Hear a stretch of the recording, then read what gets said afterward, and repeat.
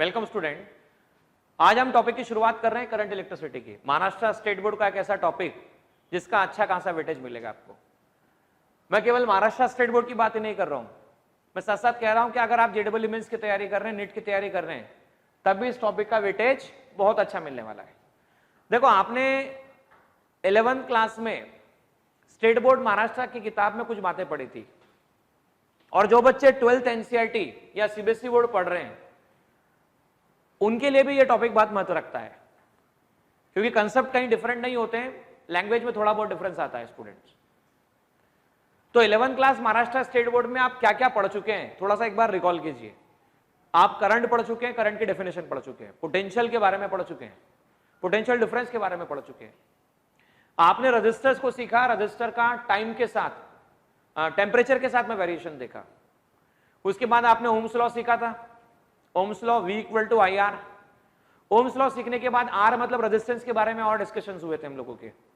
हमने series combination of resistance, parallel combination of resistance, इन सब के बारे में जानकारी इकट्ठी की थी। तो देखो, जब भी हमें रेजिस्टेंस के इक्विवेलेंट निकालने होते थे तो हम दो टाइप के कॉम्बिनेशन ज्यादा यूज करते थे, पहला सीरीज, दूसरा पैरेलल। अच्छा, सीरीज और पैरेलल यूज करने के बाद में हमने मिक्स्ड कॉम्बिनेशन भी देखा था, मिक्स्ड कॉम्बिनेशन। तो देखिए, series combination, parallel combination, mixed combination. कहानी वहां तक खत्म होने के बाद अब नई कहानी 12th क्लास में शुरू होती है कि अगर सीरीज और पैरेलल कॉम्बिनेशन से सर्किट इजीली सॉल्व ना हो, कॉम्प्लेक्स नेटवर्क डेवलप हो जाए, तो कॉम्प्लेक्स नेटवर्क के डेवलप होने पर आप उसे कैसे सॉल्व करें। तो इस चैप्टर में इंट्रोडक्शन पार्ट में मैं आपको ये डिस्कस कर रहा हूं कि हम आगे क्या क्या सीखने वाले हैं। हम सीखेंगे कुछ बेसिक डेफिनेशंस को नेटवर्क की, जिसमें यहां हम देखेंगे नेटवर्क किसे कहा जाता है, ब्रांच किसे कहते हैं, जंक्शन क्या होता है।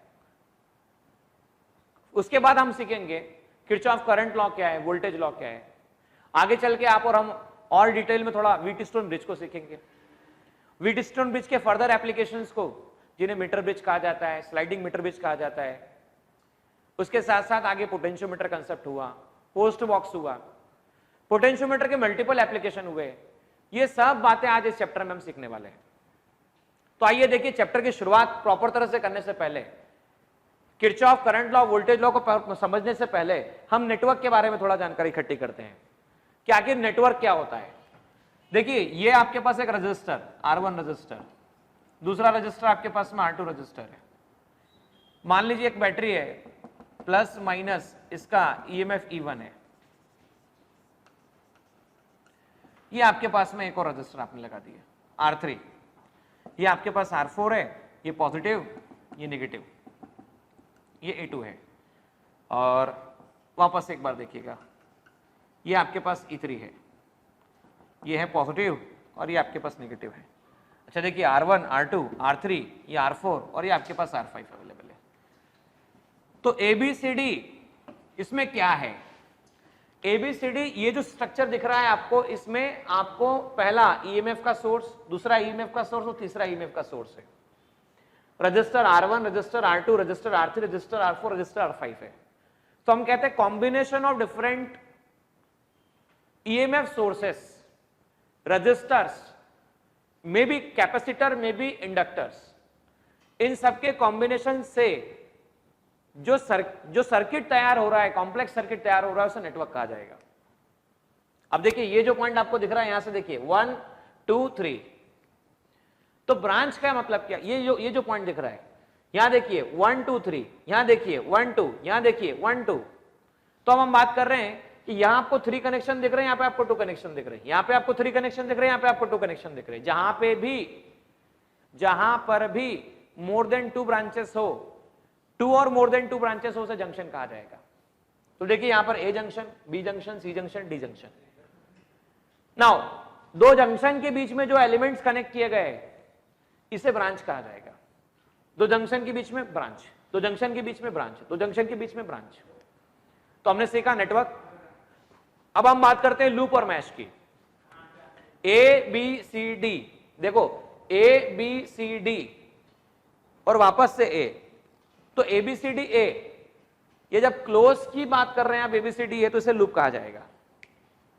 और मैश समझिए, मैश ABCD, ए में ABC A, ACD A, ABC A, ACD A। तो ये जो स्मॉल पार्ट है इसे मैश कहा गया है, ये स्मॉल पार्ट है इसे मैश कहा गया है।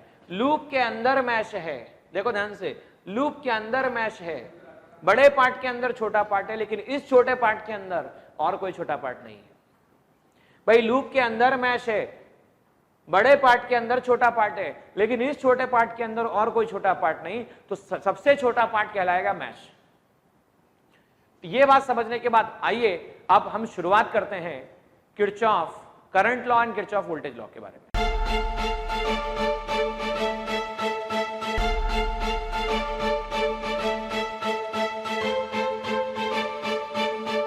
पुरोहित अकॅडमी, मेन ब्रांच प्रभात चौक, MJ कॉलेज रोड, लोकमान्य हॉस्पिटलच्या बाजूला, जळगाव आणि पांडे क्लासेस जवळ, बंधन बँके शेजारी, ट्रॅफिक गार्डनच्या समोर, जळगाव।